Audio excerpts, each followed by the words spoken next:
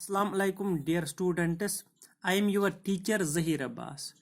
Today my lesson is for 8th class students, and this lesson has been taken from your book Social and Political Life. And in this lesson we will learn what is an independent judiciary. Today our topic is independent judiciary. عزیز طلباء و طالبات، آج جو ہمارا موضوع ہے وہ ہے انڈیپینڈنٹ جوڈیشری. انڈیپینڈنٹ جوڈیشری کا مطلب ہے آزاد عدلیہ، یعنی کہ جو عدلیہ آزاد ہو، جو جوڈیشری آزاد ہو، اس کا کیا معنی ہے. ہمارے ملک کے بارے میں کہا جاتا ہے کہ یہاں کا عدالتی نظام جو ہے وہ آزادانہ طریقے سے کام کرتا ہے، وہ آزاد ہے. اس کا مطلب کیا ہے کہ عدلیہ کا آزاد ہونے کا مطلب کیا ہے. آج ہم یہ دیکھیں گے کہ یہ آزاد ہونا کیا مطلب، کیا معنی رکھتا ہے، یا انڈیپینڈنٹ جوڈیشری کسے کہتے ہیں. آپ اندازہ کیجئے، آپ امیجن کیجئے آپ کی زمین تھی گاؤں میں اور اس زمین کو کسی بڑے پولیٹیشن نے کھا لیا ہے. آپ اندازہ کیجئے کہ گاؤں میں آپ کے پاس زمین تھی، ایک زمین کا ایک پلاٹ تھا اور وہ زمین کا پلاٹ کسی پاورفل پولیٹیشن نے کھا لیا ہے. یعنی کہ آپ کے گاؤں میں کوئی سیاستدان ہے، اس نے آپ کی وہ زمین کھا لی ہے، یا اس نے آپ کی اس زمین پر قبضہ کر لیا ہے، اور آپ اس پولیٹیشن کے خلاف عدالت میں جاتے ہو اور عدالت سے کہتے ہو کہ اس پولیٹیشن نے میری زمین کھا لی ہے. لیکن وہ عدالت جو ہے، وہاں کا جج جو ہے، اس جج کو اسی پولیٹیشن نے اپوائنٹ کیا ہے، یعنی کہ اس جج کی تعیناتی اسی پولیٹیشن نے وہاں پر کر لی ہے. آپ اندازہ کیجئے کہ جب وہ جج فیصلہ دے گا، کیا اس کا وہ فیصلہ آزاد ہوگا؟ کیا وہ جج اس سیاستدان کے خلاف، اس پولیٹیشن کے خلاف فیصلہ دے سکتا ہے جس پولیٹیشن نے اس کو وہاں پر اپوائنٹ کیا ہے؟ یعنی کہ جس پولیٹیشن نے اس جج کو وہاں پر تعینات کیا ہے، اس جج کو وہاں پر لگایا ہے، کیا وہ جج اس پولیٹیشن کے خلاف فیصلہ دے سکتا ہے؟ کیا وہ جج یہ کہہ سکتا ہے کہ اس نے غلط طریقے سے زمین کھا لی ہے؟ آپ اندازہ کیجئے، دے سکتا ہے کیا؟ بالکل نہیں، کیونکہ اسی پولیٹیشن نے اس جج کو وہاں پر اپوائنٹ کیا ہے. جب اسی پولیٹیشن نے اس جج کو اپوائنٹ کیا ہے تو ظاہر سی بات ہے وہ پولیٹیشن اس جج کے خلاف فیصلہ نہیں، وہ جج اس پولیٹیشن کے خلاف فیصلہ نہیں دے سکتا ہے، اور اس طریقے سے انصاف کا تقاضا پورا نہیں ہو جائے گا. اس پولیٹیشن کا جو جج پر کنٹرول ہے، اس پولیٹیشن کا، اس سیاستدان کا جو جج پر کنٹرول ہے، وہ جج اس پولیٹیشن کے خلاف کوئی بھی فیصلہ نہیں دے سکتا ہے، اور جو بھی فیصلہ اس جج کا ہوگا وہ پولیٹیشن کے فیور میں ہوگا، اور لوگوں کو وہاں پر انصاف نہیں ملے گا.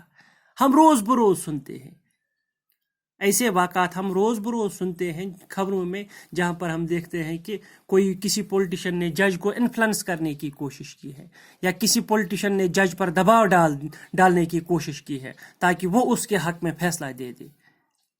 یہ ایسے واقعات ہم سنتے ہیں. دنیا میں بہت ساری جگہوں پر ایسا ہوتا ہے. پولیٹیشن لوگ کیا کرتے ہیں؟ یہ ججوں پر دباؤ ڈالتے ہیں تاکہ وہ ان کے فیور میں فیصلے دے دے.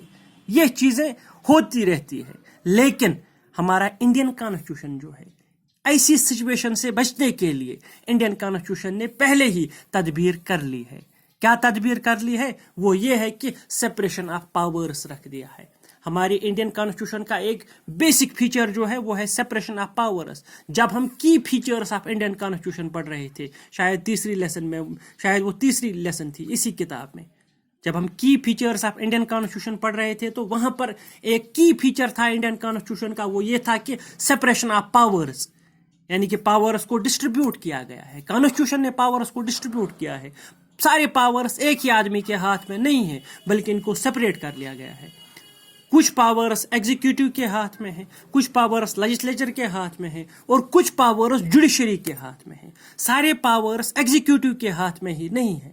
ہمارے جو منسٹر لوگ ہیں یا ہمارے جو پولیٹیشن لوگ ہیں، انہی کے پاس سارے پاورز نہیں ہیں.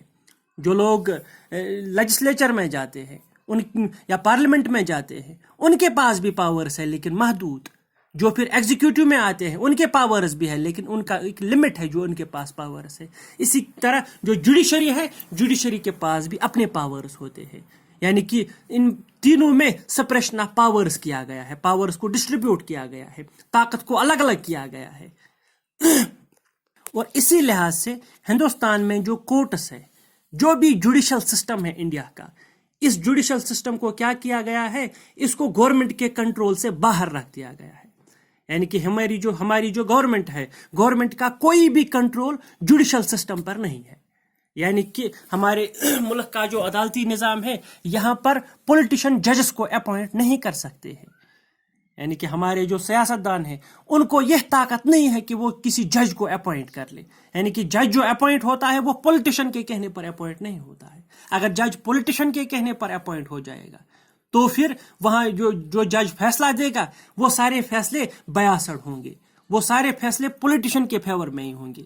लेकिन हमारे कॉन्स्टिट्यूशन ने पहले ही इसका तदारुक किया हुआ है। कॉन्स्टिट्यूशन ने क्या किया है, यह किया है कि पॉलिटिशियन को यह पावर नहीं है, गवर्नमेंट को यह पावर नहीं है कि वो जजेस को अपॉइंट करे। यानी कि हमारे जो जजेस अपॉइंट हो रहे हैं वो पॉलिटिशियन के कहने पर, वो गवर्नमेंट के कहने पर अपॉइंट नहीं होते हैं। जब भी जजेस अपॉइंट होते हैं हमारे मुल्क में, जो कोर्ट्स होते हैं, जब इन कोर्ट्स के लिए जजेस को अपॉइंट किया जाता है तो उसमें लेजिस्लेचर और एग्जीक्यूटिव जो है, इनका मामूली सा रोल रहता है उनकी अपॉइंटमेंट में। यानी कि जजेस जो अपॉइंट होते हैं, गवर्नमेंट का उसमें ज्यादा रोल नहीं रहता है। अगर उसमें गवर्नमेंट का ज्यादा रोल होता, अगर गवर्नमेंट के दस्तरस में ही ये होता कि वो जजेस को अपॉइंट कर ले, तो फिर क्या हो जाता है, वो जजेस जो होते वो सारे फैसले गवर्नमेंट के हक में ही देते, गवर्नमेंट के खिलाफ कुछ भी नहीं कहते। लेकिन ऐसी बात नहीं है। हमारे मुल्क में जो भी जजेस है उनकी अपॉइंटमेंट में लेजिस्लेचर और एग्जीक्यूटिव जो है उनका मामूली सा रोल रहता है, उनका जरा सा रोल रहता है। और इसी तरह से जो जजेस होते हैं हमारे मुल्क में, उनको फिर रिमूव करना भी बहुत मुश्किल है। यानी कि जो जजेस कोर्ट्स में अपॉइंट हो गए, उसको अगर हटा लिया जाए, उसको हटाना बहुत मुश्किल है। ये इसीलिए रखा गया। अगर जजेस को हटाना आसान होता, अगर हमारे मुल्क के कोर्ट्स में जो जजेस है, अगर उनको हटाना आसान होता, तो फिर क्या हो जाता, अगर कोई जज गवर्नमेंट के खिलाफ, सरकार के खिलाफ कोई फैसला देता तो सरकार दूसरे दिन उस जज को हटा लेती। लेकिन इसीलिए हमारे कॉन्स्टिट्यूशन ने क्या रखा है, यहाँ पर कोई भी जज जो अपॉइंट हुआ हो उसको हटाना बहुत मुश्किल है। यानी कि उसको हटाना तकरीबन नामुमकिन है। इसीलिए कोई भी जज सरकार के खिलाफ फैसला देता है, लेकिन सरकार उसके सामने कुछ भी नहीं कह सकती है। सरकार को उसका फैसला मानना पड़ता है, क्योंकि सरकार उसको नहीं हटा सकती है और ना ही सरकार जज को अपॉइंट कर सकती है। और इसी को कहा जाता है इंडिपेंडेंट जुडिशरी। यानी कि हमारे मुल्क का अदालती निज़ाम जो है ये बिल्कुल इंडिपेंडेंट है, ये आज़ाद है, क्योंकि अदालतों में जो जजेस होते हैं फैसले उन्हीं को देने होते हैं, फैसले वही जजेस देते हैं।